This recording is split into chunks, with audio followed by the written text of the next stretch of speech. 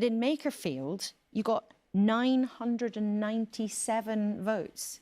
And I see no evidence from what I've seen, particularly of Andy Burnham, that he's going to be in a position to make that change. But Andy Burnham does have a higher favourability with the public. The polling all suggests that he is an unusual thing in 2026, a relatively popular politician. Would he be a harder opponent for the Conservatives? Look, what matters is what happens through time.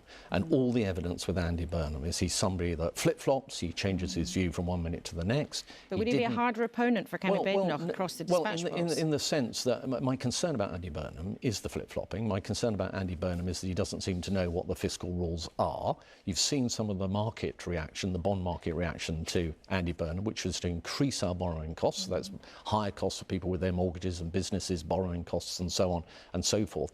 Plus a lot of what appear to be unfunded commitments that he puts out there and then resiles from later when somebody tells them that it all just doesn't add up. So none of that, I'm afraid, fills me with any confidence. But he did show in Makerfield, as his colleagues in the Labour Party have been emphasising, he did show that he could be reformed. Now, that's something that the Conservatives have been struggling to do in the last few years.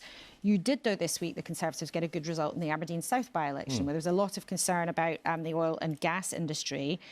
But in Makerfield, you got 997 votes. That's so all. Very good not result. Even 1,000. Aberdeen South, excellent result. First win in a by-election in Scotland for the Conservative Party since 1967.